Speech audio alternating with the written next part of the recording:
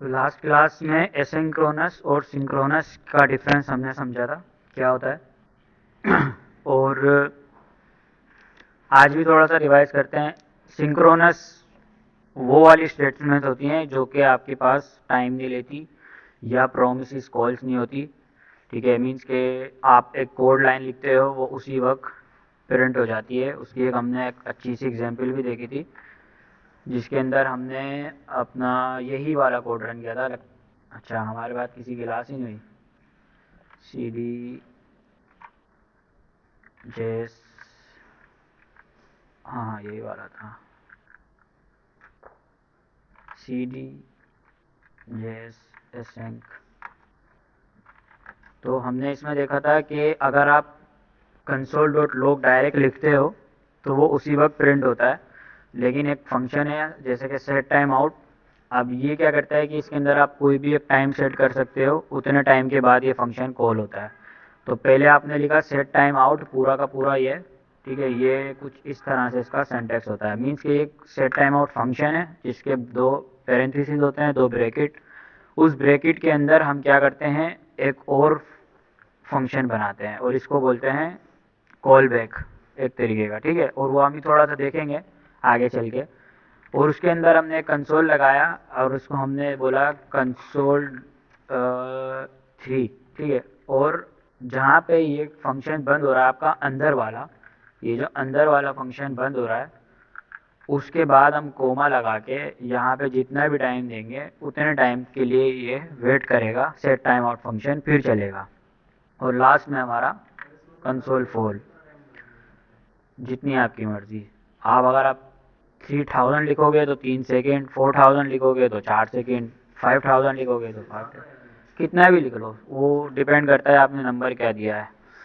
ठीक है, और अभी अगर मैं इसको चलाता हूँ तो नोड, तो ये हमारा 1 2 और 4 पहले चल गया, उसने 3 सेकेंड का वेट किया, उसके बाद हमारा कंसोल 3 चला। तो इस तरह की चीज़ों को एसिंक्रोनस बोलते हैं, क्योंकि जावा स्क्रिप्ट में या सी एस एस में या एच टी एम एल में या किसी भी लैंग्वेज में क्या फ्लो फॉलो होता है कि जैसे ही आपकी फाइल एग्जीक्यूट होती है तो वो लाइन बाय लाइन चलना स्टार्ट होती है। सबसे पहले वो पहली लाइन चलाता है, उसके बाद वो दूसरी लाइन चलाता है, फिर वो तीसरी लाइन चलाता है, और उसके बाद वो इस तरह से लाइन बाय लाइन चला रहा होता है। बट जावा स्क्रिप्ट में एसिंक्रोनस से मल्टी थ्रेडिंग नहीं होती, थ्रेडिंग होती है सिंगल। वो हमने लास्ट टाइम डिस्कस किया था क्या होता है दोनों चीज़ें। सिंगल थ्रेड मतलब कि आप एक टाइम पे एक ही काम कर सकते हो। मल्टी थ्रेड मतलब कि आप एक टाइम पे मल्टीपल प्रोसेस को, एक प्रोसेस के अंदर मल्टीपल थ्रेड्स को रन करके डिफरेंट टास्क परफॉर्म कर सकते हो। जैसे कि डेटा भेज भी रहे हो, डेटा मंगवा भी रहे हो, वो तो हो गए multi threading. But Java script हमारी क्या होती है, सिंगल थ्रेड होती है। नोड जेएस हमारा सिंगल थ्रेड होता है, उसके अंदर मल्टी थ्रेडिंग सपोर्ट नहीं होती। तो उस चीज़ को हल करने के लिए हमने देखा था कि इवेंट लूप होता है हमारे पास। अब मल्टी थ्रेडिंग या अब होता ये है कि क्योंकि ये एक चीज़ और है, जैसे कि जावा स्क्रिप्ट क्या है, इसके अंदर मतलब इनपुट आउटपुट ब्लॉकिंग नहीं होती। मीन्स के आपका कोड अगर चल रहा है ना और अगर उसको किसी इनपुट की रिक्वायर्ड है तो वो रुकेगा नहीं कि जब तक मैं इनपुट दूं तो ही चले। वो क्या करेगा, लेट सपोज कि इसकी जगह पे मैंने यहाँ पे कंसोल लिया हुआ था, प्रॉम्प्ट लिया हुआ है, ठीक है, तो वो क्या करेगा, पहले इन दोनों को चला देगा फिर इसको चला देगा, भले मैं कंसोल दूं या ना दूं। लेकिन अगर यही चीज़ दूसरी प्रोग्रामिंग में अगर आप लोग करोगे और अगर वो सिंगल थ्रेडिंग होगा तो क्या होगा, उसको इनपुट आउटपुट रिक्वायर्ड होगा। जब तक आप उसको इनपुट नहीं दोगे आपकी नेक्स्ट लाइन एग्जीक्यूट नहीं होगी, समझ रहे हो। तो सेट टाइम आउट हमने देखा था मैक्रो टास्क है, क्योंकि ये फिक्स टाइम हमने इसके अंदर सेट कर दिया, तो ये थोड़ी सी लो प्रायोरिटी वाली टास्क होती है। हमने डिस्कस किया था कि हमारे पास दो तरह की टास्क होती हैं। अब ये इमेजेस ब्लर हैं बट ये के काम चल जाएगा। तो ये तो सबसे पहले जो ग्रीन बॉक्स है ना हमारा, ये होता है कॉल स्टैक। ये पूरा इवेंट लूप का मैकेनिज्म है, इसको ही हम समझते हैं। ये होता है हमारा कॉल स्टैक। अब कॉल स्टैक क्या होता है, जैसे कि समझो कि आपको, मैंने आपको दी 4 प्लेटें धोने के लिए, ठीक है, प्लेटें वॉश करनी है आपको। तो अब आप उनको एक एक के ऊपर एक रख के रखोगे और ऊपर से जो सबसे ऊपर है पहले उसको उठाओगे और उसको धो के रखोगे, फिर दूसरी को उठाओगे धो के रखोगे। तो वही चीज़ हमारी कॉल स्टैक एक चीज़ है जो क्या करती है, जितनी भी हमारी टास्क होती हैं, जितनी भी हमारी line of code functions variables होते हैं, वो सब अपने पास स्टोर करके रखता है कॉल स्टैक। ठीक है, कॉल स्टैक क्या है, आपने कोई भी वेरिएबल बनाया, कोई भी आपने एरे बनाया, कोई भी आपने फंक्शन बनाया, वो सब कहाँ पे स्टोर हो रहा होता है, एक तरीके की मेमोरी समझ रख सकते हो आप इसको, वो हमारा कॉल स्टैक में सेव हो रहा होता है। अब कॉल स्टैक में दो चीज़ें आती हैं हमारे पास, जैसे कि एक होता है हमारा हीप मेमोरी और एक होती है हमारी कॉल स्टैक। क्या होती है हमारी हीप और call stack, call stack versus heap memory.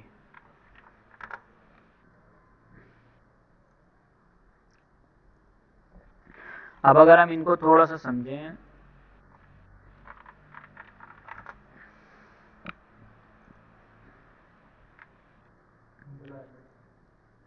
अब बिलर है थोड़ा सा, बट ये क्या, अब देखो ये तो कुछ ज़्यादा ही बिलर है, ये खुलती नहीं है बिलर, आज पता नहीं क्या रीज़न है जो ये सारी चीज़ें बिलर ही खुल रही हैं। ओपन इमेज न्यू टैब, चलो इसी को ही समझने की कोशिश करते हैं। तो अब ये अपने पास, अब बाद में जो है ना खोल के देख लेना अगर आपको क्लियर नहीं है, लेकिन मैं पढ़ के बता देता हूँ, मुझे थोड़ा बहुत समझ में आ रहा है क्या लिखा हुआ है। तो ये हमारे पास पहले यहाँ लेफ्ट साइड पे कोड है, हम समझ रहे हैं कॉल और स्टैक का डिफरेंस, सही है, हम कॉल और स्टैक का डिफरेंस समझ रहे हैं। ये लेक्चर बहुत सारी चीज़ें कवर करेंगे हम इसके अंदर। तो हमने कॉल स्टैक समझ लिया सबसे पहले, ठीक है। कॉल स्टैक क्या होता है कि जो भी आपकी सारी टास्क आपके कोड्स को कंटेन करके रखता है।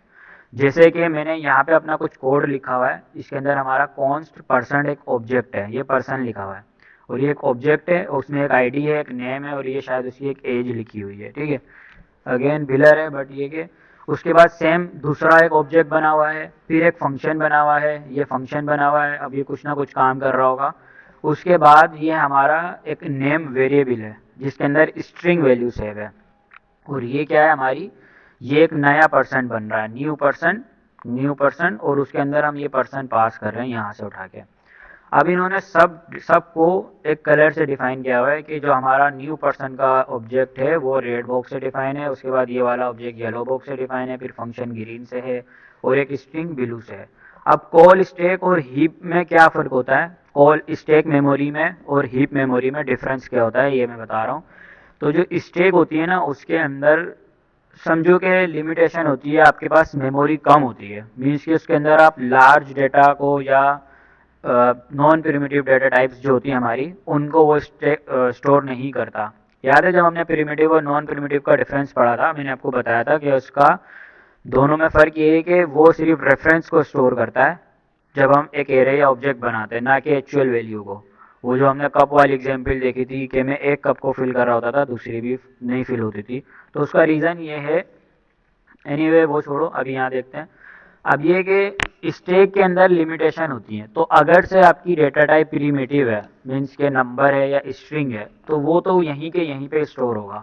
जैसे कि हमारे केस में अब ये नेम जॉन लिखा हुआ है और ये ब्लू से डिनोट हो रहा है, तो जो हमारा नेम है वो हमारा स्टैक में ही रहेगा, देख रहे हो, नेम, नेम के बाद उसका वैल्यू यहीं पे स्टैक में पड़ी हुई है, ठीक है। लेकिन अगर हमारी नॉन प्रिमिटिव डेटा टाइप है जैसे कि ऑब्जेक्ट या एरे, तो उसका क्या होता है कि उसका सिर्फ रेफरेंस स्टैक में स्टोर होता है और उसका एक्चुअल डेटा हीप में पड़ा हुआ होता है, ठीक है। ये पूरा ऑब्जेक्ट रेड वाला यहाँ पड़ा हुआ है, लेकिन उसका रेफरेंस, उसका नाम कहाँ पड़ा हुआ है, स्टैक के अंदर पड़ा हुआ है।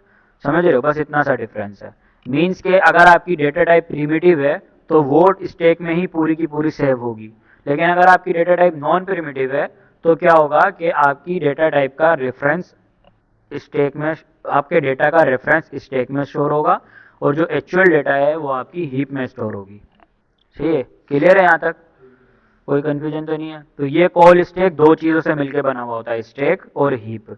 स्टैक मतलब प्रिमिटिव डेटा टाइप को स्टोर करता है और साथ के साथ नॉन प्रिमिटिव डेटा टाइप के रेफरेंस को स्टोर करता है, जबकि हीप क्या करती है, एक्चुअल डेटा को, क्योंकि डेटा हमारा ये जो पर्सन ऑब्जेक्ट है वो पड़ा हुआ यहाँ पर है हीप के अंदर, लेकिन जब हम उसको कॉल करेंगे तो हम स्टैक को कॉल करेंगे, हम उसको बोलेंगे न्यू पर्सन उठा के दे दो।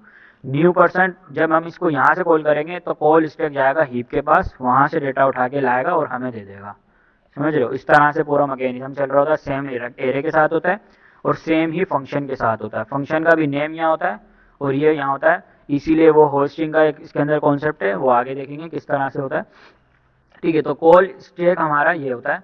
कॉल स्टैक में हमने देखा कि दो चीज़ होती है हमारे पास। उसके बाद अगली चीज़, अब ये सारा जितनी भी यहाँ पे लाइन ऑफ कोड है, कंसोल डॉट है, सेट टाइम आउट है, प्रॉमिस है, और दूसरी बात कंसोल कोर है। अब होता क्या है कि ये सारी की सारी कोड ऑफ लाइन आपकी यहाँ स्टैक के अंदर आके सेट हो जाती हैं। अब जैसे ही कॉल स्टैक में आती हैं तो हमारी वेब एपीआई क्या करती है, वेब एपीआई में हमारे पास कॉल स्टैक, जैसे कि अभी हमने सबसे पहले कंसोल डॉट लॉग स्टार्ट लिखा तो वो हमारा सबसे नीचे आ जाएगा। उसके बाद हमने सेट टाइम आउट लिखा, वो उसके ऊपर आ जाएगा, फिर प्रॉमिस उसके ऊपर, और फिर कंसोल डॉट लॉग एंड लिखा, वो उसके ऊपर। तो सबसे पहले कंसोल डॉट लॉग एंड उठ के वेब एपीआई के पास आता है। अब वेब एपीआई दो काम करती है।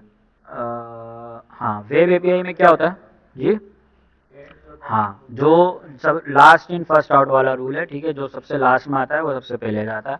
अब होता क्या है कि वेब एपीआई हमारे पास यहाँ पर है। वेब एपीआई में भी लेयर होती है, देख रहे हो, एक पहले डोम लेयर है, डोम हम पढ़ चुके हैं क्या होती है, वही डोम है। उसके बाद एक HTTP रिक्वेस्ट, XML वगैरह, और उसके बाद सेट टाइम आउट वगैरह। तो होता क्या है कि अगर से आपकी कोई स्टेटमेंट ऐसी है कि जो सिर्फ क्लाइंट साइड चल सकती है, क्लाइंट साइड का मतलब आपके ब्राउज़र में ही एग्जीक्यूट हो सकता है, या कोई ऐसी चीज़, आसान लफ्ज़ों में बात करें, कोई ऐसी चीज़ जो के टाइम नहीं ले रही, जो किसी चीज़ पे डिपेंड नहीं है। जैसे कि मैं अगर किसी कहीं से डेटा मंगवा रहा हूँ, मैंने बासित को बोला कि वहाँ से गिलास हो, पानी का गिलास लेकर आओ, तो बासित वहाँ जाएगा, पानी फिल करेगा, जब तक मैं बैठा रहूँगा मैं कुछ और काम नहीं कर सकता, ठीक है। जब तक बासित पानी नहीं लेके आएगा, मैं यहाँ बैठा हूँ, वेट कर रहा हूँ, बासित पानी लाएगा, मैं पानी पीऊँगा, फिर मैं आगे जाऊँगा। तो ये टाइम वाली जो चीज़ें होती हैं वो क्या होती हैं, आपकी वेब एपीआई क्या करता है, उस तरह की चीज़ों को नीचे भेज देता है यहाँ क्यूई में। और जो सीधी सीधी टास्क होती हैं, जैसे कि मैंने, इन्होंने मुझे कुछ दिया पेन, मैंने फ़ौरन से लेके काम अपना यहीं पे यहीं ख़त्म कर दिया, तो वो क्या करता है, वेब एपीआई आपकी कंसोल वाली स्टेटमेंट्स को और जो भी आपके फ्रंट एंड साइड के लॉजिक्स होते हैं, इफ एल्स वगैरह को, ये सब चीज़ों को वो वेब एपीआई यहीं के यहीं पे फ़ौरन एग्जीक्यूट कर देता है। तो हमारे केस में क्या होता है कि जैसे ही हम कंसोल डॉट लॉग एंड उठाते हैं तो वो हमारा यहीं के यहीं चल जाता है, डोम वाली साइड पे, नीचे नहीं जाता। अब जो एसिंक्रोनस कॉल्स होती हैं, अच्छा, ये जो कंसोल डॉट लॉग वगैरह हैं ये सिंक्रोनस कॉल हैं, तो वर्डिंग से याद रखना। सिंक्रोनस मतलब जो टाइम नहीं ले रही उसी वक्त चल रही हैं, और जो एसिंक्रोनस मतलब जो टाइम ले रही हैं, जिसके अंदर दूसरी एपीआई वगैरह कॉल हो रही हैं, या आपकी फाइल लोड हो रही है, या आपने सेट टाइम आउट फंक्शन लगाया हुआ है, या इस तरह के और भी चीज़ें होती हैं। तो वो सारी चीज़ें आपकी एसिंक्रोनस चीज़ें। तो एसिंक्रोनस चीज़ें क्या होती हैं, वो यहाँ से कॉल स्टैक से निकल के वेब एपीआई के पास जैसे ही आती हैं, वेब एपीआई क्या करती हैं, उसको नीचे भेज देती हैं क्यूई में। और जो हमारी सिंक्रोनस कॉल होती हैं सीधी सीधी वाली, वो यहीं के यहीं वेब एपीआई में ही एग्जीक्यूट हो जाती हैं, वो नीचे नहीं जाती। अब नीचे आने के बाद क्या होता है कि आपकी सेपरेशन हो जाती है टास्क की। हमने लास्ट टाइम देखा था कि हमारे पास दो तरह की चीज़ें होती हैं, माइक्रो टास्क और मैक्रो टास्क। मैक्रो टास्क थोड़ी लो प्रायोरिटी वाली टास्क होती हैं, जो कि एक फिक्स इंटरवल में चल रही होती हैं, या कह लो कि जिसके अंदर प्रोमिस वाला नहीं होता। जैसे ये हमने सेट टाइम आउट फंक्शन है, वो हमारा क्या होता है कि मैक्रो टास्क होता है, वो उसके अंदर हमने एक टाइम फिक्स कर दिया, अब वो उस टाइम तक इंतज़ार करता रहेगा। तो अगर होता क्या, लेट सपोज कि अगर इवेंट लूप ना होता, या ये वाला मैकेनिज्म ना होता, तो अब यहाँ पे क्या होता है कि जब मैंने कंसोल डॉट लॉग स्टार्ट लिखा, उसके बाद मैंने सेट टाइम आउट लिखा, तो सेट टाइम आउट पूरी जगह को, मतलब पूरे ब्लॉक को रोक के रखता, क्योंकि इसको तो हमने बोला 5 सेकंड तक रुके रहो। तो ये 5 सेकंड तक रुका रहता और आगे की चीज़ें चलती ही नहीं, क्योंकि ये तो लाइन बाय लाइन आ रही है ना एक दूसरे के पीछे। तो जब सेट टाइम आउट यहाँ पे आके बैठता तो पीछे वाली चीज़ें उसके पीछे बैठती। अब जब ये आगे निकलेगा तभी तो पीछे वाला, जैसे ट्रैफिक वाला सीन है हमारा, ट्रैफिक में भी यही होता है ना कि एक बाइक अगर आगे रुक गई या गाड़ी रुक गई, पीछे वाले बेचारे वेट कर रहे हैं, तो यहाँ पे भी वही होता। लेकिन इवेंट लूप की वजह से क्या होता है कि इवेंट लूप क्या करता है, इस तरह की जो चीज़ें होती हैं जो कि भाई थोड़ा सा मैं टाइम लूँगा, तो वो क्या करता है, उसको बोलता है आप आराम से टाइम लो, आप पार्किंग में जाके बैठो, तो वो उसको यहाँ पे नीचे मैक्रो टास्क में बिठा देता है। और वो यहाँ पे बैठ के जितना उसको टाइम लेना है लेता रहे। जो प्रोमिस वगैरह होते हैं, एपीआई कॉल्स वगैरह होती हैं, वो माइक्रो टास्क में आती हैं। मैक्रो टास्क और माइक्रो टास्क थोड़ा सा डिफरेंस है, ज़्यादा नहीं है, लास्ट टाइम हमने देखा भी था। तो यहाँ से फिर क्या होता है कि जो हाई प्रायोरिटी वाली टास्क होती हैं वो पहले पहले निकलती हैं। अब हाई प्रायोरिटी वाली टास्क कौन सी होती हैं, जो कि माइक्रो टास्क होती हैं। Not macro task. Macro task low priority वाली होती हैं। तो माइक्रो टास्क पहले इवेंट लूप यहाँ से उठा के दोबारा कॉल स्टैक में भेज देता है। अच्छा, अब होता क्या है कि यहाँ पे लेट सपोज के 3 टास्क रखी हुई थी और यहाँ से इवेंट लूप ने इसको फ़िल्टर करके एक और नई टास्क निकाल दी, तो वो 3 टास्क के बाद बैठेगी, ना कि पहले। सही है? मतलब 3 टास्क जो पहले से थी उसके नीचे आ जाएगी, पहले वो 3 टास्क चलेंगी, फिर वो जो यहाँ से माइक्रो से निकल कर आई थी फिर वो चलेगी।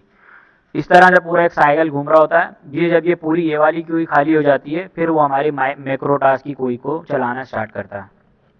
ठीक है? इतना सा था एसिंक्रोनस और सिंक्रोनस और इवेंट लूप का मैकेनिज्म। माइक्रो के अंदर प्रोमिसेस होते हैं, एसिंक का वेट एपीआई कॉल होती है मोस्टली, बस वो हम देखेंगे। अभी बस सिर्फ कॉन्सेप्ट समझो, क्योंकि बहुत सारी चीज़ें अभी सारी चीज़ें, हाँ कॉन्सेप्ट यही समझना है जी। यहाँ से को अभी देखो ये थ्योरी है और थ्योरी तक हम अभी एकदम से परफेक्ट नहीं हो सकते, लेकिन इतना आपने याद रखना है कि दो तरह की चीज़ होती हैं, सिंक्रोनस और एसिंक्रोनस। अगर आप समझ रहे हो कि मेरे को बिल्कुल क्लियर हो जाएगा, तो वो तब तक नहीं होगा जब तक हम प्रैक्टिकल नहीं करेंगे। ठीक है? लेकिन इतना तो हमें पता होना चाहिए ना कि दो तरह की टास्क हैं, एक तो वहीं के वहीं चल रही हैं, दूसरी वाली नीचे आ रही हैं, तो इसमें कंफ्यूज होने वाली कोई भी चीज़ नहीं है। हाँ पूछो। हाँ हाँ हाँ हाँ मैक्रो में चली गई। हाँ माइक्रो वाली पहले जाती हैं क्योंकि वो हाई प्रायोरिटी वाली टास्क होती हैं। देखो उसमें ऐसा सीन होता है कि लेट सपोज कि आप पोकेमोन वाली एपीआई हमने देखी थी, उसी एग्जाम्पल लेते हैं। अब उसमें क्या है कि पोकेमोन वाली एपीआई में हम यहाँ से कॉल कर रहे हैं अपने फ्रंट एंड ब्राउज़र से। हमने जब एपीआई कॉल की, अब वो पोकेमोन के पास जो उनका सर्वर है जहाँ पे भी वो बैकएंड उनका चल रहा है वहाँ पे एपीआई कॉल जाएगी। अब डिपेंड करता है आपकी इंटरनेट की स्पीड पर, उनकी उनके सर्वर सर्वर के ऊपर के कितनी क्वालिटी वाला उनका सर्वर है, उस टाइम के हिसाब से आपको रिटर्न में आंसर मिलेगा। ठीक है? जैसे कि हमने लास्ट टाइम अभी हमने सर्च तो किया था, शायद चल रहा हो उसके अंदर पोकेमोन वाला। ये देखो, हाँ अब देखो ये मैंने इसको कॉल की। अब ये कॉल करने के बाद चंद सेकंड के अंदर इसने रिस्पॉन्स दे दिया। क्यों? ये डिपेंड करता है इंटरनेट स्पीड की वजह से और या फिर उनकी सर्वर की क्वालिटी की वजह से। तो क्लिक करते के साथ ही क्या हो रहा है कि वो हमें डेटा ला के दे रहा है। इसके अंदर कोई टाइम फिक्स नहीं है, कभी भी टाइम आ सकता है। तो इसीलिए ऐसी चीज़ों को हाई प्रायोरिटी दी जाती है कि भाई जैसे ही वो रिजोल्व हो जाए ना, अभी हम देखेंगे प्रॉमिस रिजोल्व और रिजेक्ट क्या होता है। जैसे ही वो रिजोल्व हो जाए वैसे के वैसे ही इसको निकाल दो क्यू से। तो जैसे ही हमारी सिंक्रोनस कॉल, हमारी जो माइक्रो टास्क है वो जैसे ही रिजोल्व होती है, इवेंट लूप पकड़ के उसको ऊपर फेंक देता है कि आप ये इसका डेटा आ चुका है, इसको क्लाइंट पे दिखा दो। वो उसको दिखा देते हैं। लेकिन ये वाली टास्क को लो प्रायोरिटी क्यों दी जाती है? क्योंकि इनमें टाइम फिक्स्ड होता है। मतलब इसके अंदर ये कि भाई हम हमें पक्का पता है कि ये थोड़ा सा टाइम बैठेंगे, इंतज़ार करेंगे। अगर वो उनका टाइम पहले ख़त्म हो जाता है तो वो निकल जाते हैं, और अगर उनका टाइम नहीं है तो फिर वो लो प्रायोरिटी पे होता है। तो एक तरीके से प्रायोरिटी वाइज इनको टास्क को चलाया जा रहा होता है बस। ठीक है? बस उसके बाद हमने लास्ट क्लास में ही देखा था एपीआईज के बारे में। तो एपीआईज में हमने देखा था एपीआई क्या होती है। ठीक है? एपीआई एक तरीके की ब्रिज होता है, मैंने बताया था आपको, जो कि फ्रंट एंड और बैक एंड के बीच में कम्युनिकेशन करवाता है हमें। मतलब आप फ्रंट एंड से एपीआई कॉल करते हो तो बैक एंड आपको डेटाबेस से डेटा उठा के एपीआई के थ्रू देता है, फिर वो डेटा आप अपने ब्राउज़र पे प्रिंट करा रहे होते हो। एपीआई तो सिंपल सी रियल लाइफ एनालॉजी हमने देखी थी रेस्टोरेंट वाली, कि अगर आप किसी रेस्टोरेंट में जा रहे हो तो आप डायरेक्ट किचन में जाके नहीं बोलोगे सिंगर दे दो, आप वेटर को बुलाओगे, वेटर को ऑर्डर दोगे, वेटर आपका ऑर्डर किचन में लेके जाएगा, फिर किचन में वो किचन वालों को बताएगा कि इसके लिए जिंगर बना दो, फिर वो जिंगर बना के वेटर को देंगे, फिर वेटर आपको ला के देगा। तो वेटर हमारा यहाँ क्या है, एक तरीके का एपीआई है। वेटर एक एपीआई है जो कि मेरे मेरे जो कि मैं क्लाइंट हूँ रेस्टोरेंट का और किचन वालों के बीच में एक कम्युनिकेशन ब्रिज है, कि मैं उसको यहाँ से बात बोलता हूँ, वो मेरी वहाँ पे बात पहुँचाता है, फिर वहाँ से मेरा काम करके वापसी मुझे आके ला के देता है। तो वही चीज़ एपीआई होती है। टाइप्स ऑफ एपीआईज देखी थी कि वेब एपीआईज होती हैं जो कि हमारी वेब एप्लीकेशन में होती हैं। एचटीटीपी मेथड्स के बारे में देखा था कि कम्युनिकेशन जो होती है हमारी वो यूजिंग रेस्ट एपीआईज में एचटीटीपी मेथड्स होते हैं। एचटीटीपी मेथड्स क्या होते हैं? जैसे कि हमने लास्ट टाइम देखा था कि गेट एक मेथड होता है, पोस्ट एक मेथड होता है, उसी के साथ पुट, पैच और डिलीट होता है। अब अगर आपको डेटा चाहिए एपीआई से तो आप गेट मेथड का यूज़ करोगे, अगर आपको डेटा भेजना है तो आप पोस्ट मेथड का यूज़ करोगे। इसी तरह से अगर आपको डेटा को अपडेट करना है, एक डेटा आपका ऑलरेडी एग्जिस्ट करता है तो आप पुट मेथड का यूज़ करोगे। अब अपडेट के केस में दो चीज़ें होती हैं, या तो आप पूरा का पूरा, जैसे कि मेरा अपना डेटा है नेम, ईमेल और मेरा पासवर्ड और मेरी एज, ये चार चीज़ें मैंने स्टोर की हुई हैं। अब अगर मुझे चारों की चारों को अपडेट करना है तो मैं पुट मेथड का यूज़ करूँगा, और अगर मुझे सिर्फ अपनी एज अपडेट करनी है या अपनी सिर्फ एक चीज़ को अपडेट करना है तो फिर मैं कौन से मेथड का यूज़ करूँगा, पेज मेथड का यूज़ करूँगा। तो दोनों में यही डिफरेंस है। पुट सबके लिए काम करता है, पेज पार्शली अपडेट करता है। पार्शली का मतलब कि आपकी डेटा में से कोई छोटा सा पार्ट उसको अपडेट करना। डिलीट सिंपल है, अगर आपको डिलीट करना है तो आप डिलीट का मेथड यूज़ करते हो। अच्छा, ये तो हो गया सारा, यहाँ तक का ये सब कुछ क्या था, रिवीजन था, जो कि हमारा ऑलमोस्ट 20 मिनट तक चला। ठीक है, रिवीजन हो गया। अब रिवीजन के बाद क्लियर है यहाँ तक, सही है ना। अब जावास्क्रिप्ट में हमारे पास प्रोमिसेस आ जाते हैं। अब आप जो पूछ रहे हो ना मैक्रो माइक्रो का डिफरेंस, तो प्रोमिस क्या होती है हमारी, पूछते हुए चलते हैं साथ के साथ। वैसे मैं बता दूं, प्रोमिसेस हम जो मोस्टली यूज़ करते हैं कि अगर एपीआई कॉल कर रहे हैं उस वक्त इस प्रोमिस माइक्रो और मैक्रो, क्या बोल रहा है, depend on context which you are promise here in economics. अरे यार, इकोनॉमिक्स कहाँ जा रहे हो, micro task versus macro task in JavaScript.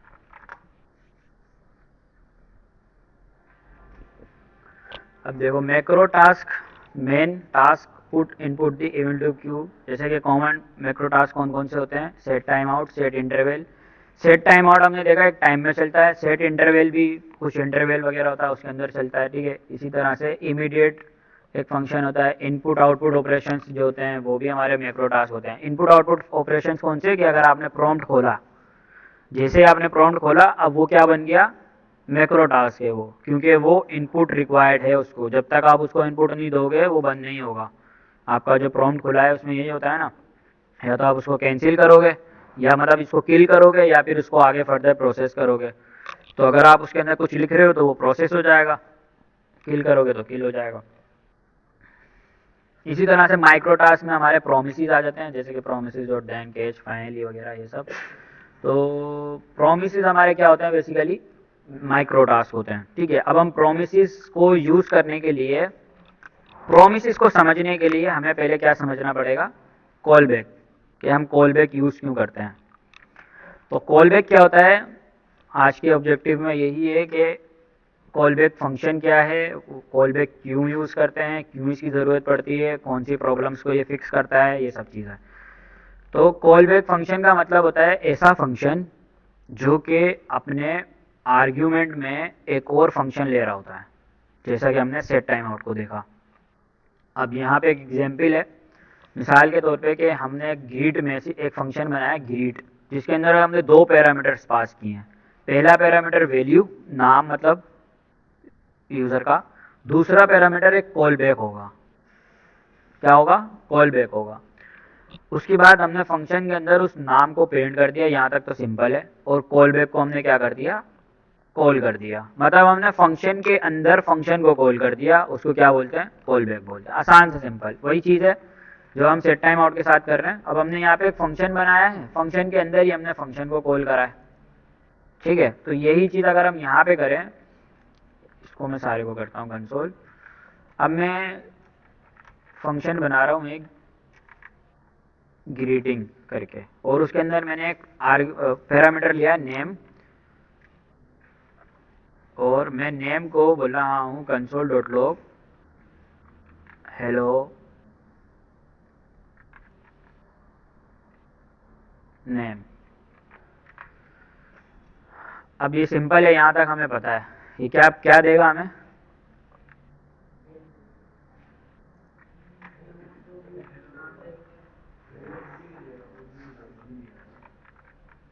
अभी तो कुछ भी नहीं देगा, पता है हमें, ठीक है। क्यों क्यों नहीं देगा? क्योंकि हमने इसको कॉल ही नहीं किया। तो कॉल करेंगे हम पहले इसको, कॉल करने के बाद अब ये एक आर्ग्यूमेंट ले रहा है, ठीक है। तो आर्ग्यूमेंट में हम उसको कोई भी नेम दे सकते हैं, ठीक है। अब हमने इसको चलाया तो ये हमें हेलो बिलाल करके हमारा फंक्शन चल रहा है। ये तो हो गया सिंपल फंक्शन। अब इसको कॉल बैक बनाना है। तो कॉल बैक बनाने के लिए क्या होता है कि हम इसके अंदर एक और आर्ग्यूमेंट को पास करेंगे, कॉल बैक। अब ज़रूरी नहीं इसको मैं कॉल बैक बोलूँ, कुछ भी बोल सकता हूँ, एनदर फंक्शन, ठीक है। मैं इसको कुछ भी नाम रख सकता हूँ। और एनदर फंक्शन को हम क्या करेंगे, एनदर फंक्शन को हम यहाँ पे कॉल कर देंगे कुछ इस तरह से। अब ये क्या हो रहा है, फंक्शन के अंदर हमारा एक और फंक्शन कॉल हो रहा है, सिंपल सा तरीका है। अब क्योंकि ये एज अ पैरामीटर लिया जा रहा है तो हमें इसको एज अ पैरामीटर पास करना पड़ेगा, ठीक है। अब पास करने के लिए हमें पहले इसको बनाना पड़ेगा, क्योंकि मैं यहाँ डायरेक्ट पास तो कर सकता हूँ, जैसे हम सेट टाइम आउट में पास कर रहे थे, मैं कुछ ऐसे पास कर सकता हूँ इसको। तो मुझे ये मैंने फंक्शन की बॉडी बना ली। अब देख रहे हो थोड़ा थोड़ा हमारा ऊपर वाली की तरह हो गया, ये साइड सेट टाइम आउट जैसा बन गया कुछ कुछ, समझ रहे हो। तो ये जो हम यूज़ कर रहे हैं बेसिकली, हम ये इसकी डिक्लेरेशन को यूज़ नहीं कर रहे हैं, हम इसको कॉल कर रहे हैं सेट टाइम आउट को। डिक्लेयर तो जावास्क्रिप्ट में मैं करके दिया है ऑलरेडी। जैसे कि हम कोई भी फंक्शन कॉल करते हैं तो पहले हम उसको डिक्लेयर करते हैं। जैसे कि हमने ग्रीटिंग को कॉल किया है तो हम ग्रीटिंग को डिक्लेयर किया है हमने, समझ रहे हो। लेकिन यहाँ पे हम डायरेक्ट कॉल कर रहे हैं क्योंकि सेट टाइम आउट जावास्क्रिप्ट ने ऑलरेडी अपने पास बना के रखा हुआ है। ये बिल्ट इन फंक्शन है। बिल्ट इन फंक्शन हमने देखे थे कुछ होते हैं। अच्छा, उसी के साथ साथ अब जो हमारा जो दूसरा फंक्शन है तो हम उसको कुछ ऐसे बना लेते हैं, ठीक है, से गुड बाय। और अब हम या तो इस गुड बाय को पास करें या फिर हम यहाँ पे भी गुड बाय लगा सकते हैं। जैसे मैं यहीं पे लगा के देख लेता हूँ पहले।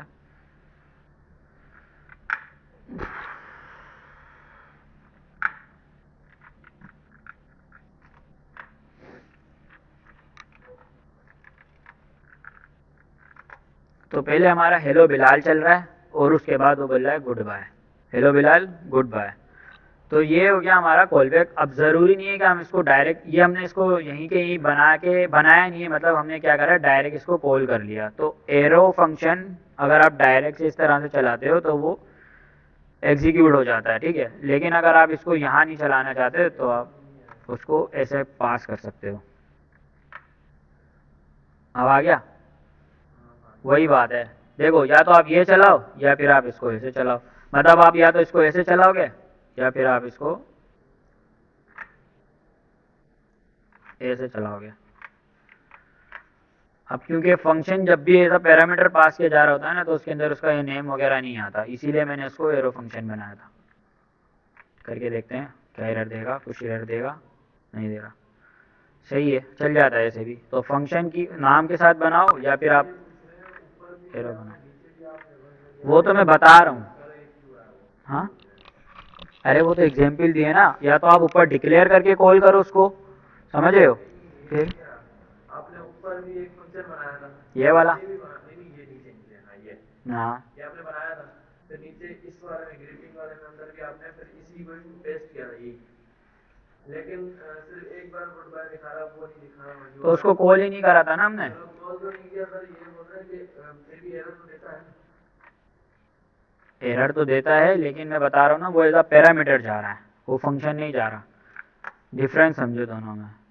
वो वहाँ पे बना हुआ है, यहाँ पे इसको हम एज अ पैरामीटर एक वैल्यू पास कर रहे हैं, समझ रहे हो। बिला वजह खुद ही कंफ्यूज होता है, खुद ही, अबे भाई सीधा सीधा समझ लो।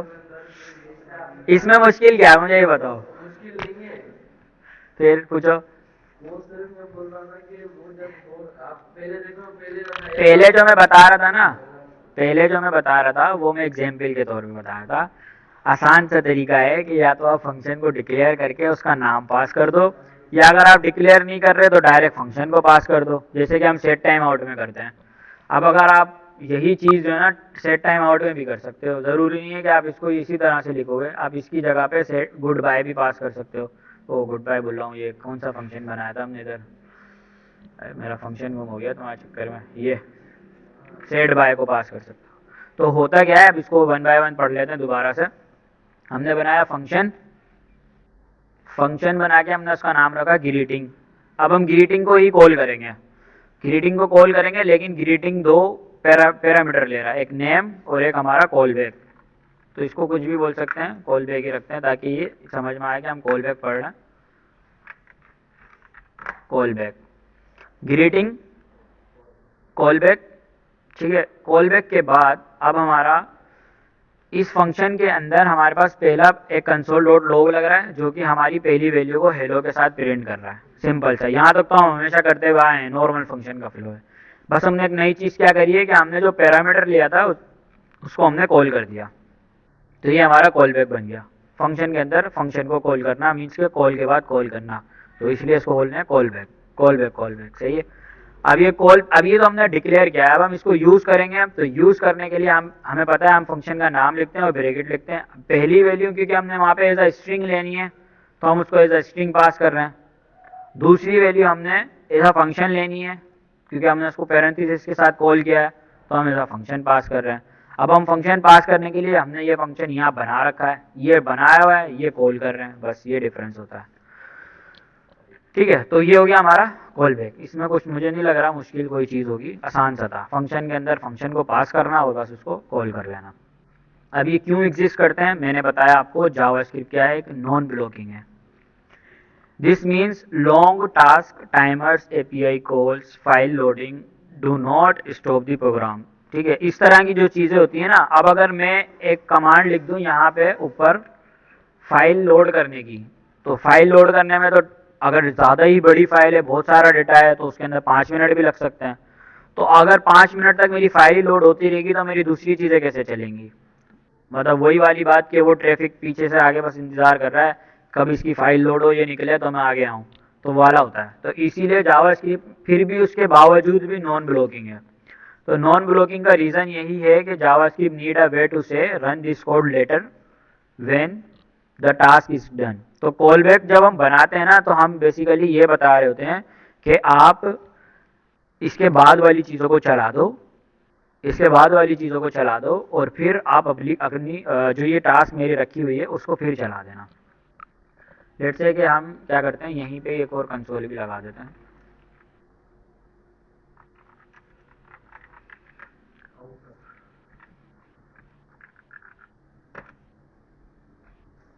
अभी इसमें टाइम वाइम जगह नहीं है, इसलिए ये नहीं दिखेगा ऐसे। या अगर हम यहाँ लगाएं,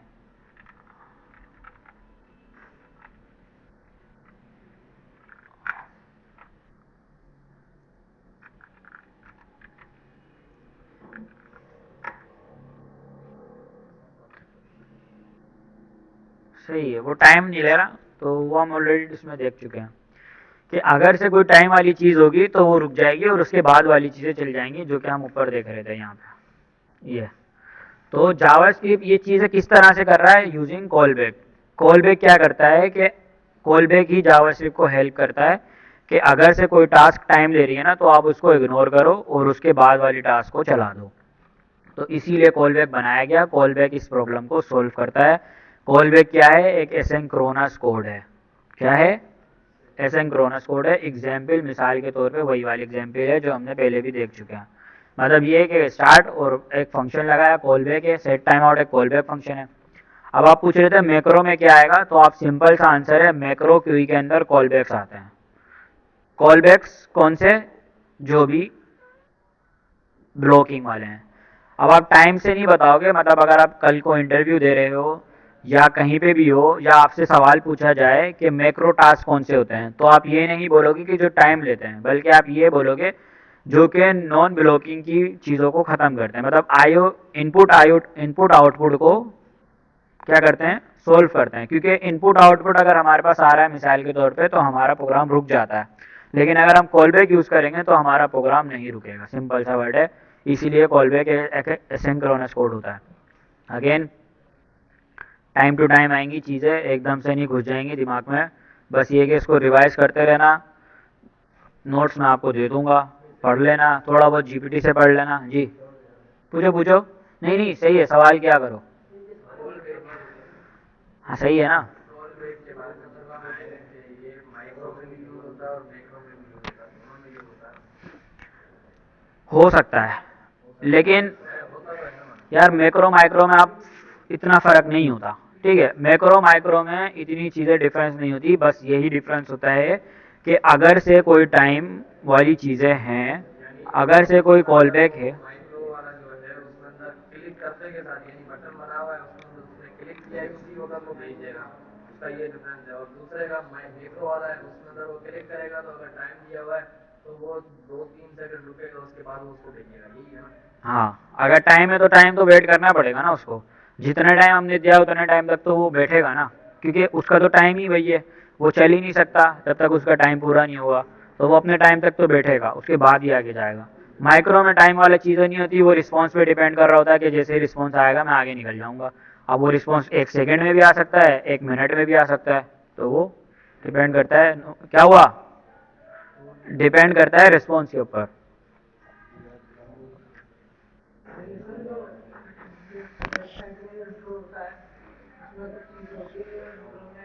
अच्छा सर, वो तो हाँ, वो तो हाँ, उसी तरह से होता है वो, इसी तरह से होता है वो, मैक्रो टास्क होते हैं। वो थोड़े टाइम उन्हें डिले करा के फिर खैर वो तो सीएसएस की इफेक्ट है, वो जावास्क्रिप्ट का नहीं होता, लेकिन आपका कॉन्सेप्ट सही है।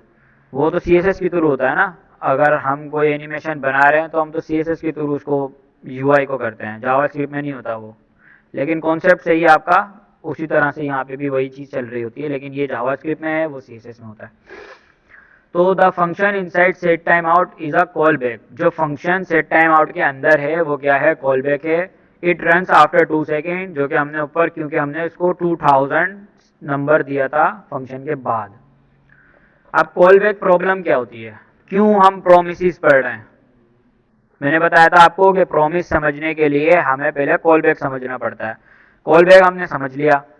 कॉल बैक क्या है? एक एसिंक्रोनस कोड है, एक फंक्शन को एज अ पैरामीटर लेके अपने अंदर चलाता है। अब ये हम क्यों करते हैं? क्योंकि हमारे पास आईओ इनपुट आउटपुट ब्लॉकिंग नहीं होती, मीन्स हम इनपुट आउटपुट को रोक नहीं रख सकते, तो ये एक प्रॉब्लम है, क्योंकि अगर हम इनपुट आउटपुट लेंगे तो कोड रुक जाएगा।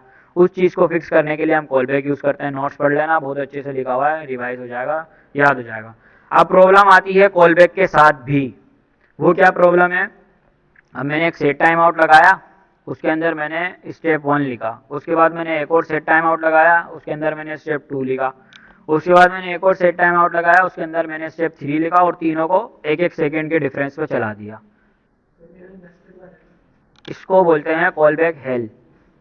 ठीक है, कॉल बैक हेल बहुत पूछा जाएगा और बहुत ज़्यादा पूछा जाता है। Now imagine multiple async steps that depends on each other, मतलब मल्टीपल, अगर आपके पास मल्टीपल एसिंक्रोनस टास्क हैं जो कि एक दूसरे के ऊपर डिपेंड करते हैं, कि पहला वाला टास्क होगा तो दूसरा वाला टास्क होगा, यही हो रहा है ना यहाँ पे। जैसे कि ये पहला टास्क जो है वो 1 सेकेंड तक नहीं चलेगा तो हमारा अगला टास्क नहीं चलेगा। तो चला के देखते हैं क्या होता है। और ये कोड भी बहुत मैसी है, देख रहे हो ना कितना मैसी कोड है, मतलब लाइन्स पे लाइन लिखी हुई है।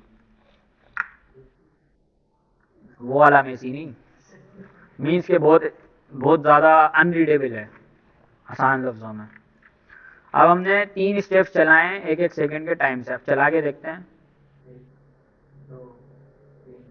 सही है, तो एक चीज़ दूसरी एसिंक्रोनस पे डिपेंड करती है। तीसरा भी नहीं चल रहा, क्योंकि जब तक दूसरा नहीं चलेगा तो तीसरा नहीं चलेगा, पहला नहीं चलेगा तो दूसरा नहीं चलेगा। और अगर सर अपना हाँ, 1 सेकंड से कम टाइम रखना हो तो कम रख लो।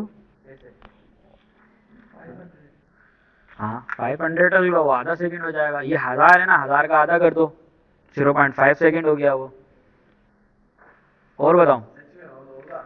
हाँ, 100 रख लो, 0.1 सेकंड हो जाएगा। भाई आप काउंटिंग पे चेक करो ना, अपने पास ट्राई करना, सारे नंबर ट्राई करना, फिर कल आके बताना क्या हो रहा है। ठीक है। नहीं, मुझे एक और चीज़ पूछनी है इसमें, मैं बढ़िया एम चीज़ है, हम्म, शायद पहले नीचे देखेंगे या नहीं। हाँ, अब what is callback hell? Callback hell is when callbacks are nested inside callbacks. ठीक है, क्या होता है कि code move to the right, hard to read, मतलब वो उसको रीड करना मुश्किल होता है। अब जैसे कि यहाँ पे आपको नहीं समझ में आ रहा कि कौन सा वाला कहाँ पे बंद हो रहा है, देख लो तीनों लाइन से बने हुए हैं। अब कौन सा सेट टाइम आउट आपको ये कैसे पता चलेगा? मतलब एकदम से तो नहीं बताओगे, लेकिन ये कि थोड़ा बहुत देख के बता सकते हो। तो हार्ड टू रीड होता है कि समझ में नहीं आता कि भाई कौन सा सेट टाइम आउट कहाँ स्टार्ट हो रहा है और कहाँ पे उसका टाइम लगा हुआ है, कहाँ ख़त्म हो रहा है। अभी तो ये तो छोटा सा कोड है, कल को बहुत बड़ी फाइल है आपके पास कोड की, तो आप, हाँ, तो आप उसको सोल्व भी करते रहोगे, कौन सा एलिमेंट इसमें करना है, नहीं नहीं इसमें नहीं चल रहा, उसमें करना है, तो आप इन्हीं चीज़ों में लगे रहते हो। तो तरीका सही है लेकिन, नहीं काम सही है लेकिन उसका तरीका गलत है। तो हार्ड टू रीड होता है, हार्ड टू डीबग होता है, जैसे कि मैंने बताया कि कोई प्रॉब्लम आ गई तो आप सोल्व भी करते रह जाओगे उसको। और एरर हैंडलिंग जो होती है ना थोड़ी मेसी हो जाती है। The structure is often called the pyramid of doom. अब पता नहीं पैरामाइड ऑफ डूम होता है, ये मेरा थोड़ा सा निकल गया, लेकिन ये क्या कोई इतनी बड़ी चीज़ नहीं है, थोड़ा सा बस पैरामाइड वाला स्ट्रक्चर देखा आपने, उसकी बात हो रही है। अब why callback is bad, क्योंकि ये रीडेबिलिटी कम है इसकी, डिफ़िकल्ट एरर होता है उसके अंदर, और मेंटेनेंस थोड़ी सी मुश्किल हो जाती है, स्केलेबल नहीं होता, बढ़ा नहीं सकते आप। तो उस केस में हमारे पास क्या आ जाते हैं, प्रोमिसेस आ जाते हैं। तो आसान है वैसे, अभी तक हमने कोई इतनी मुश्किल चीज़ नहीं पढ़ी, है ना। कॉल बैक ही तो पढ़े, बाकी तो पीछे वाला रिवाइज किया है, और वीडियो रिकॉर्ड हो रही है तो आप लोग देख लेना दोबारा जाके, कोई भी चीज़ समझ में नहीं आए तो। अब प्रोमिसेस क्या होते हैं,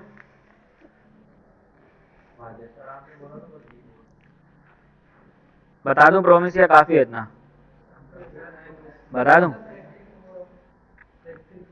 हाँ, तो ये सारों की प्रैक्टिस एक साथ हो जाएगी। प्रोमिसेस क्या होते हैं, थोड़ा सा इंट्रोडक्शन है। प्रोमिसेस ये होते हैं कि एक होता है, एक ऑब्जेक्ट ही है। अब ऑब्जेक्ट तो हमें पता है क्या होता है, लेकिन वो रिप्रेजेंट करता है फ्यूचर के रिजल्ट को, कि या तो वो सक्सेस होगा या फिर वो फॉल्स होगा।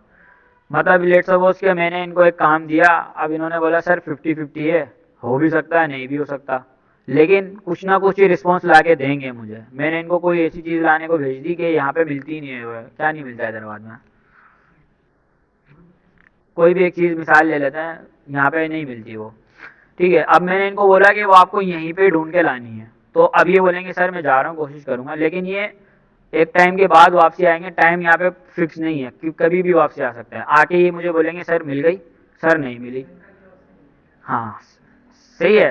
अब ये बोलेंगे सर सेंटा क्लॉज नहीं मिले या मिल गए, तो ये कोई ना कोई एक जवाब देंगे मुझे, या तो ये हाँ में या ना में। तो प्रोमिस क्या होता है कि आप, आपका कोड या आप जो भी कोड प्रोमिस के अंदर लिख रहे हो, वो आपको प्रोमिस करता है कि मैं आपका ये काम कर तो दूंगा, लेकिन इस काम का सक्सेस भी हो सकता है और फेल भी हो सकता है। बस वो ऐसा नहीं कि आपकी एप्लीकेशन को क्रैश कर देगा। मीन्स कि अगर आपने कोई एपीआई कॉल लगाई थी और अगर आपने प्रोमिस यूज़ नहीं किया और वहाँ से डेटा आया ही नहीं, और आपने सेट किया हुआ है डेटा को उसी फॉर्मेट में लिस्ट किया हुआ है, तो आपकी एप्लीकेशन फट जाएगी, क्योंकि उसके अंदर एरर्स नहीं नज़र आएंगे।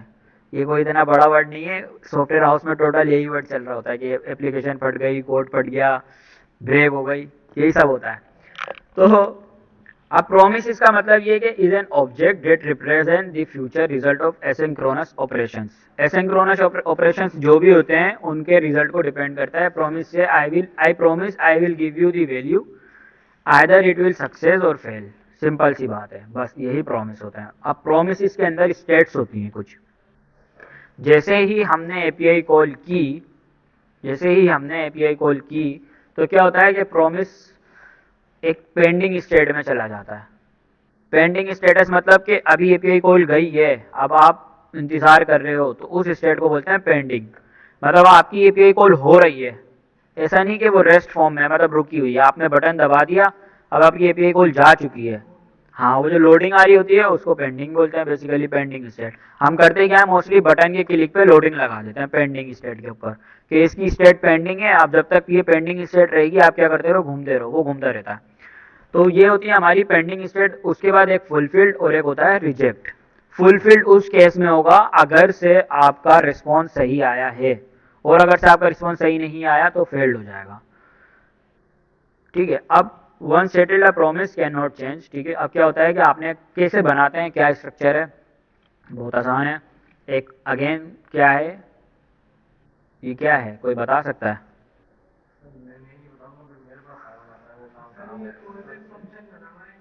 कॉल बैक फंक्शन बना हुआ है, सही है एक कॉल बैक की कैसे, ये एक न्यू प्रॉमिस फंक्शन है, उसके अंदर एक और हमने फंक्शन पास किया हुआ है, उसके अंदर कॉल बैक पास किया हुआ है, वर्ड से बोलते हैं ताकि ये याद रहे। ये जो रिटर्न करेगा ना वो ऑब्जेक्ट होगा। मतलब होता है एक ऑब्जेक्ट ही है, लेकिन ऑब्जेक्ट को डायरेक्ट थोड़ी उठाओगे, देखो जावास्क्रिप्ट में कोई भी एक्शन परफॉर्म करने के लिए एक्शन बनाना पड़ता है और एक्शन फंक्शन होता है। एक्शन का मतलब फंक्शन। आप कोई भी एक्शन परफॉर्म कर रहे हो, आप एपीआई कॉल कर रहे हो, आप टाइम पे लिमिट लगा रहे हो, आप विंडो में पॉपअप खुलवा रहे हो, कुछ भी कर रहे हो, उसके लिए कोई ना कोई एक एक्शन परफॉर्म कर रहे हो और एक्शन इक्वल टू फंक्शंस। तो एक फंक्शन होता है, फंक्शन के अंदर हम कॉल बैक पास करते हैं। अब फंक्शन क्या है? फंक्शन का नाम है न्यू प्रॉमिस।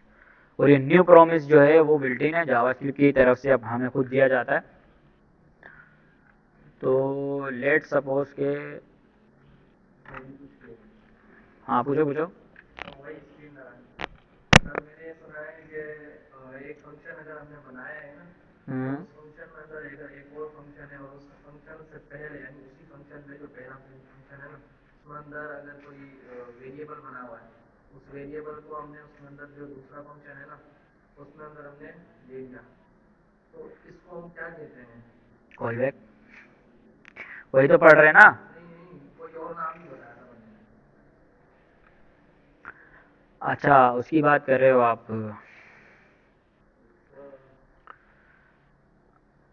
उसको क्या बोलते हैं, मैं खुद भी भूल गया। नाम मेरा याद नहीं आ रहा मुझे।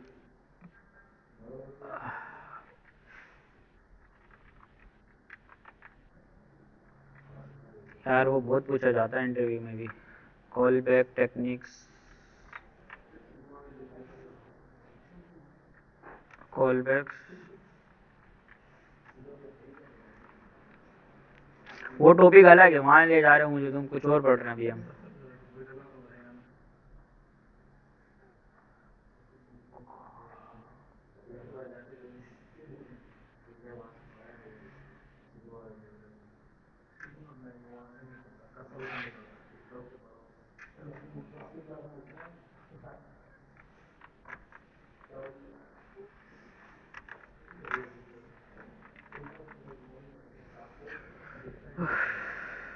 तो यार ये कॉल बैक ही कॉल बैक बताएगा, उसको बाद में देखते हैं क्या है। हाँ पहले जो पढ़ रहे हैं उस पर ध्यान दिया करो ना, दूसरी तरफ निकल जाते हो। अब हमें प्रॉमिस बनाना है, तो प्रॉमिस बनाने के लिए हम क्या करते हैं? लेट सपोज के हमने बनाया माय प्रॉमिस। माय प्रॉमिस क्या है? एक हम वेरिएबल डिक्लेयर कर रहे हैं। माय प्रॉमिस एक नेम है, बट वो क्या स्टोर करेगा? एक प्रॉमिस स्टोर करेगा। पूरा लिखता हूँ वरना फिर आप बोलोगे सर क्या लिख दिया। New promise. न्यू प्रॉमिस एक फंक्शन है, फंक्शन को हम कॉल कर रहे हैं, डिक्लेयर नहीं कर रहे हैं। जावास्क्रिप्ट में ऑलरेडी बिल्ट इन फंक्शन है। फंक्शन को डिक्लेयर करने के बाद हम इसके अंदर एक कॉल बैक पास करते हैं। ठीक है, एक कॉल बैक पास करते हैं कुछ इस तरह से। अब ये जो कॉल बैक है ये दो पैरामीटर लेता है, दो पैरामीटर लेता है। पहला वाला रिजोल्व, दूसरा वाला रिजेक्ट। बेसिकली अभी जो मैं आपको बात बता रहा था कि या तो वो ट्रू होगा या फिर वो फॉल्स होगा, तो या तो वो रिजोल्व होगा या फिर वो रिजेक्ट होगा। रिजोल्व मतलब वो सक्सेस हो गया, मतलब इनको जो भी लेने गए थे मिल गया। रिजेक्ट मतलब इनको नहीं मिला, इन्होंने आके मना कर दिया। तो ये रिजोल्व और रिजेक्ट एक कॉल बैक होता है जो कि दो दो पैरामीटर लेता है। अब इनकी बेसिस पे हम फिल्टर करते हैं जो भी रिस्पॉन्स आ रहा है उसको, कि इस प्रॉमिस में हमें क्या स्टोर करना है, सक्सेस स्टोर करना है या फिर फेलियर स्टोर करना है। तो होता क्या है, अब इसके अंदर हमने एक सेट टाइम आउट, अभी इसके लिए आगे ना हमें एपीआई कॉल करनी पड़ेगी, बट हम एसिंक्रोनस चीज़ों को यूज़ कर सकते हैं यूजिंग सेट टाइम आउट। अब इसके अंदर मैं क्या कर रहा हूँ, सेट टाइम आउट फंक्शन चला रहा हूँ। सेट टाइम आउट जो कि हमारा एक और कॉल बैक ले रहा है, और ये हमारा कुछ चलेगा, कितने सेकंड के बाद चलेगा? 1000 से, मतलब 1 सेकंड के बाद चलेगा। फंक्शन है, फंक्शन है, फंक्शन है, फंक्शन है। आप तो पक्का देखा करो, 10 दफ़ा देखा करो वीडियो को, सही है। हाँ, अब इसके बाद हमने क्या करा है, एक वेरिएबल बनाया लेट सक्सेस। इसको फिलहाल के लिए, अब ये क्योंकि ये डायनामिक होगा, अभी तो हम इसको स्टैटिक रख रहे हैं, क्यों? क्योंकि हमारे पास एपीआई कॉल्स नहीं है। अब हमने एक सक्सेस रखा है, अब हम इस सक्सेस की बेस पे इस प्रॉमिस को या तो रिजोल्व कर सकते हैं या रिजेक्ट कर सकते हैं। जैसे कि मिसाल के तौर पे इफ सक्सेस है तो क्या होगा, अगर इफ सक्सेस होगा तो हमारा वो रिजोल्व चलेगा, ना कि रिजेक्ट चलेगा। तो हम इसको बोलेंगे रिजोल्व। अब रिजोल्व भी एक और ऐसा है तो पैरामीटर ही, लेकिन वो ऐसा फंक्शन पास हो रहा है, तो उसके अंदर आप क्या पास कर सकते हो, कोई भी जो भी डेटा पास करो ना वो पास कर सकते हो, जैसे कि सक्सेस। और अगर से वो नहीं है तो एल्स में आप पास कर सकते हो रिजेक्ट। हाँ, सक्सेस के बाद हमारा आता है फेल। समझ गए? कोड में कोई चीज नहीं आ रही हो, देखो क्या है कि एक फंक्शन है, न्यू प्रोमिस क्या है, फंक्शन है, फंक्शन के अंदर हमारा एक कॉल बैक पास हो रहा है, उस कॉल बैक के अंदर हमने दो पैरामीटर लिए हैं, कौन कौन से, रिजोल्व और रिजेक्ट। ये दो पैरामीटर्स क्या करते हैं, इनकी बेसिस के ऊपर हमारे पास सेट टाइम आउट फंक्शन चलता है। पहले अब वो सेट टाइम आउट 1 सेकंड के बाद चलेगा ताकि वो प्रॉमिस वाला उसके अंदर फील आ जाए, और उसके बाद वो सक्सेस एक वेरिएबल बनाया हुआ है, उस सक्सेस की बेस पे हम उसको ट्रू कर रहे हैं या फॉल्स कर रहे हैं। तो अगर से वो ट्रू होगा तो वो रिजोल्व चला देगा, और अगर से वो फेल होगा तो वो रिजेक्ट चला देगा। अभी के केस में हमें क्या मिलेगा, अगर मैं लेट सपोज के मैं करूँ, अब हमें इसको कॉल करना पड़ेगा, कॉल करने के बाद हमें इसको यूज़ भी करना पड़ेगा। तो अगर मैं इसको चलाता हूँ const response equal my promise, और मैं कंसोल डॉट लॉग लगा के रेस करता हूँ,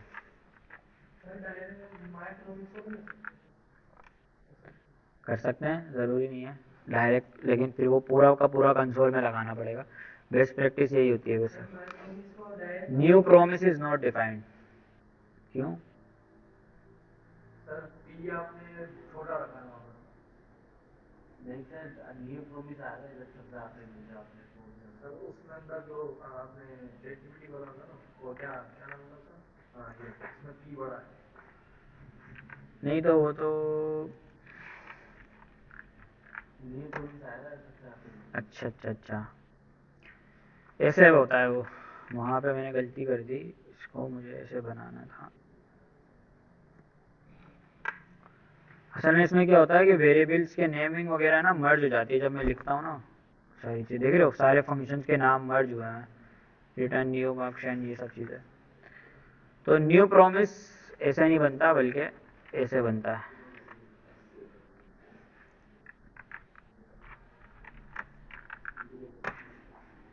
my promise is not a function,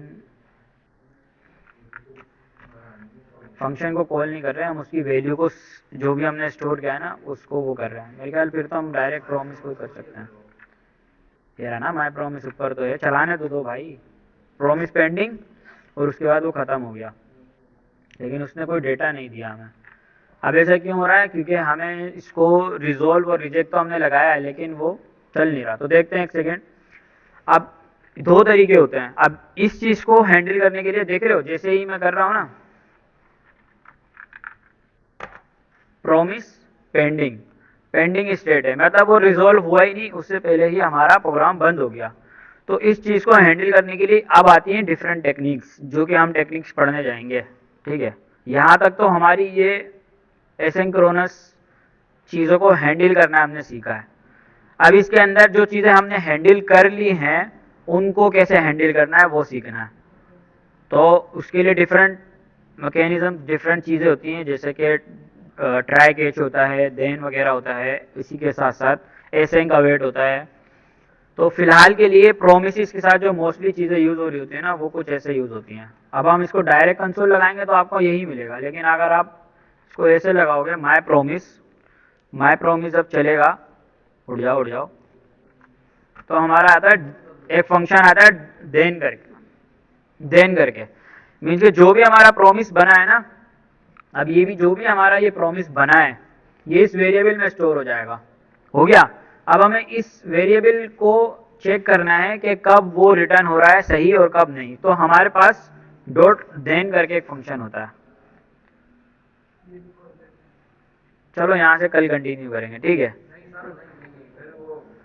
flow यहीं तक क्लियर है ना, प्रॉमिस बनाना सीखा, इसको हैंडल कर, चलो फिर भी बस मैं बता रहा हूँ, समझाऊंगा कल। तो आप कुछ ऐसे लिखोगे प्रॉमिस डॉट देन, ठीक है, और यहाँ पे कंसोल डॉट लॉग रेस करोगे, और उसी के साथ साथ आप लगाओगे केच, यहाँ पे आप एरर को कैच करते हो अगर आपके पास लेट से के कोई कोड में कैच आ रहा है।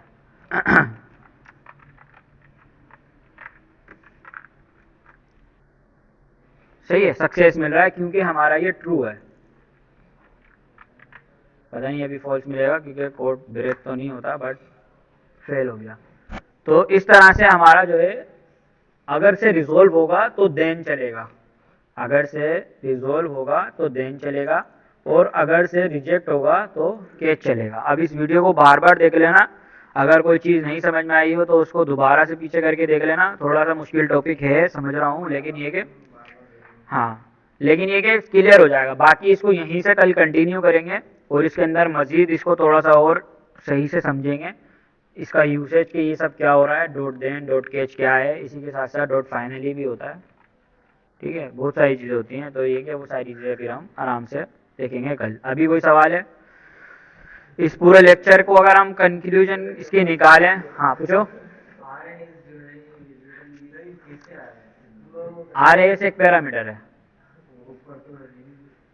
हाँ देखो, असल में जो देन है ना, देन वो जावास्क्रिप्ट का बिल्ट इन फंक्शन है, और ये फंक्शन एक पैरामीटर लेता है। अब वो हमने तो डिक्लेयर किया नहीं है, वो जावास्क्रिप्ट ने डिक्लेयर किया है कि जब भी आप देन को कॉल करोगे तो आप एक पैरामीटर पास करोगे। तो वही चीज़ हम यहाँ कर रहे हैं। अब ये बेसिकली देन होता है क्या है, जो यहाँ से रिटर्न हो रहा है ना, जब रिजोल्व चलता है ना तो कुछ ना कुछ रिटर्न होता है, तो वो चीज़ हमारी यहाँ आ गई। किसकी? इसको आप उम्र भी लिख सकते हो, अब भी चल जाएगा। ये पैरामीटर है, हमने देखा था पैरामीटर का नाम आप कुछ भी रख सकते हो, आपकी मर्जी। हाँ देखो बात सुनो, नहीं मैं आपको तो आसान तरीके से बताता हूँ। जब हम फंक्शन पढ़ रहे थे तो मैंने फंक्शंस में एक चीज़ बताई थी कि फंक्शन कुछ ना कुछ रिटर्न करता है। रिटर्न कीवर्ड पढ़ा था फंक्शन के साथ। तो बेसिकली जब न्यू प्रोमिस रिटर्न कर रहा है ना, वो चीज़ हमारी इस देन में रेस आ जाती है। लेकिन देन जब चलेगा जब हमारा सक्सेस होगा, और अगर से हमारा फेल होगा तो रिजेक्ट चलेगा। तो जो रिजेक्ट रिटर्न कर रहा है ना वो हमारा ERR में आ जाता है। तो कुछ ऐसे है पीछे का मैकेनिज्म, इसको मैं अच्छे से यहीं से शुरू करेंगे और फिर मजीद समझेंगे। बट ये कि ये पैरामीटर है, कोई नई चीज़ नहीं है। पैरामीटर वही वाला है जो पहले फंक्शंस में यूज़ हो रहा होता था, बस। कोई सवाल है? सब क्लियर है? दे दूं फिर एक असाइनमेंट?